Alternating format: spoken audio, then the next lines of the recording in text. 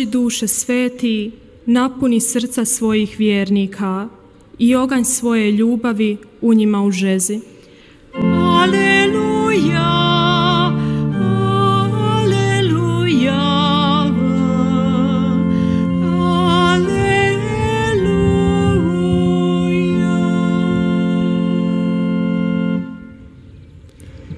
Gospodin s vama. I s duhom tvojim. Čitanje Svetog Evanđelja po Ivanu. Slava tebi, Gospodine. U ono vrijeme reče Isus svojim učenicima: kada dođe branitelj koga će vam poslati od Oca, Duh istine koji od Oca izlazi, on će svjedočiti za mene. I vi ćete svjedočiti jer ste od početka sa mnom. Još vam mnogo imam kazati, ali za sada ne možete nositi. No kada dođe on, Duh istine, upućivat će vas u svu istinu, jer neće govoriti samo od sebe, nego će govoriti što čuje i navješćivat će vam ono što dolazi. On će mene proslavljati, jer će od mojega uzimati i navješćivati vama. Sve što ima Otac, moje je. Zbog toga vam rekoh, od mojega uzima i navješćivat će vama. Riječ Gospodnja. Slava tebi, Kriste.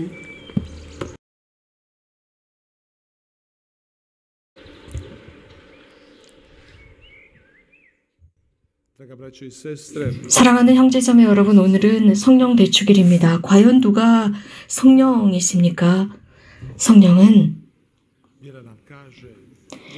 지극히 거룩하신 삼위일체의 한 격입니다. 하느님은 한 분이시지만 삼위일체입니다.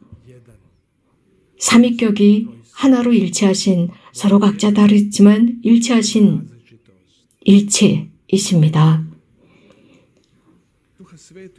우리는 성령에 관해서 이렇게 언급할 수밖에 없습니다. 하느님은 신비다입니다.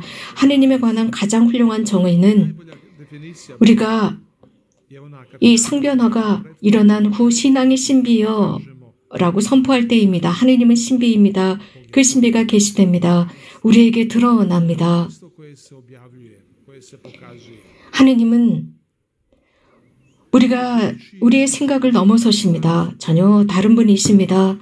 우리는 하느님에 관한 상상이나 혹은 이미지를 가지고 있지만 그것은 우리들의 상상일 뿐입니다.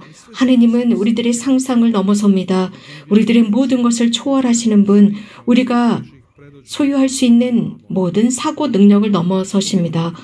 훨씬 더 크시지만, 훨씬 더 대단하시지만 아주 작디 작으십니다. 성체의 빵이십니다. 막 태어난 신생아와 같습니다. 예수님께서 구유에 태어나셨습니다. 하느님은 매우 위대하시면서도 매우 작으십니다. 그래서 우리는 사람들 속에서 하느님을 만날 수 있습니다. 여러분, 너희가 무엇을 하든지 가장 작은 사람에게 한 것이 나에게 한 것이다 라고 하셨습니다.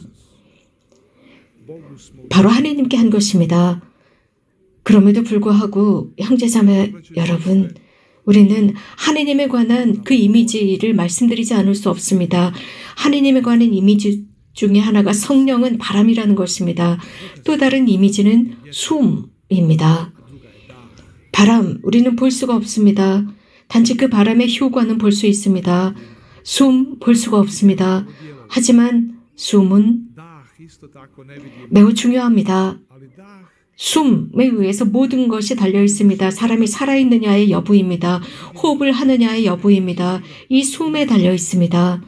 성령은, 형제자매 여러분, 이 숨은, 성령은 보이지 않습니다. 하지만 성령의 활동은 보여집니다. 그것은 그분의 활동을 통해서 성령이 드러납니다. 성령의 활동은 무엇일까요? 우리가 오늘 복음에서 들은 바대로 예수님께서 성령을 위로자라고 부르셨습니다.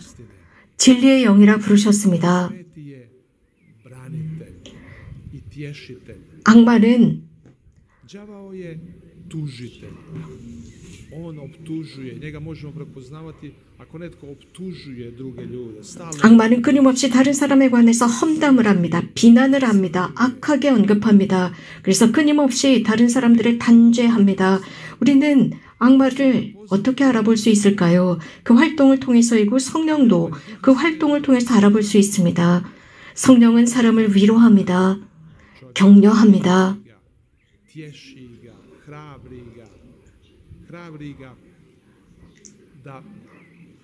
회개의 여정으로 갈 수 있도록 격려하고 위로하는 것이 성령이십니다. 거룩한 영, 사람을 변화시킵니다. 성령께서 오시기 전에 제자들의 모습을 생각해 봅시다.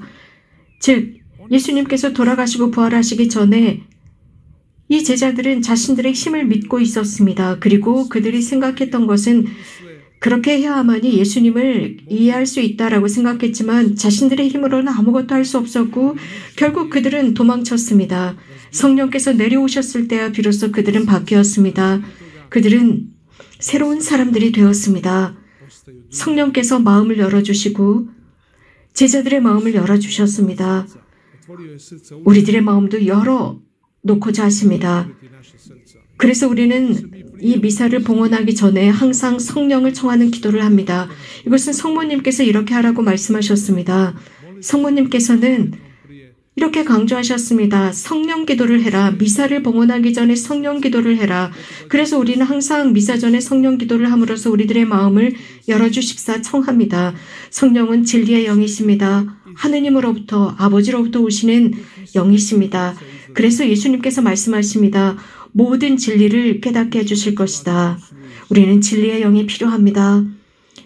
우리 사람은 자주 속임수에 빠지곤 합니다. 자주 눈이 멀곤 합니다. 그리고 우리는 잘 보고 있다고 생각합니다. 잘 판단하고 있다고 생각하고 모든 활동을 잘하고 있고 잘 결말을 짓는다고 생각합니다. 하지만 우리는 자주 잘못된 방법으로 이런 것들을 하고 있습니다. 그렇기 때문에 우리는 진리의 영을 필요로 하고 있습니다. 그런 이유 때문에 우리는 성령께 기도합니다.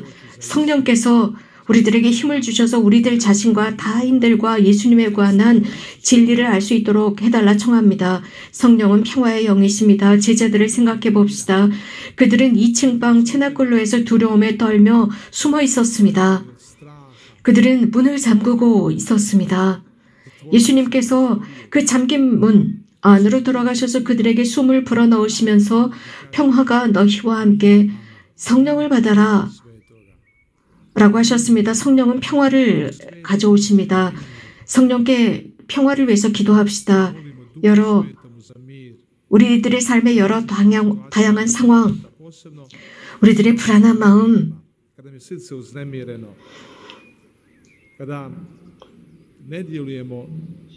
우리가 평화롭지 못한 마음으로 활동하지 않도록 성령께 기도합시다. 우리들에게 평화를 주십사. 성령께 청합시다. 형제자매 여러분, 성령은 다름 아닌 우리를 인도하시는 영입니다. 사랑으로 인도하십니다. 사랑으로 인도하고자 하십니다. 성령은 그렇기 때문에 용서의 영이십니다. 누군가 용서할 수 있게 되었을 때 이것은 매우 대단한 성령의 활동입니다. 우리가 용서할 수 없을 때 성령께 기도합시다. 사랑의 영을 주십사 기도합시다. 그리하여 성령께서 우리들을 이런 은총으로 이끌어 주십사 청하는 것입니다. 오늘 우리가 기념하고 있는 성령 대축일은 성령께 기도하도록 초대하고 있습니다. 성령께서 우리들을 더 강하게 해주시고 이러한 여정으로 인도해 주십사 천상 아버지께 영원한 삶으로 인도해 주십사 청하는 것입니다. 아멘.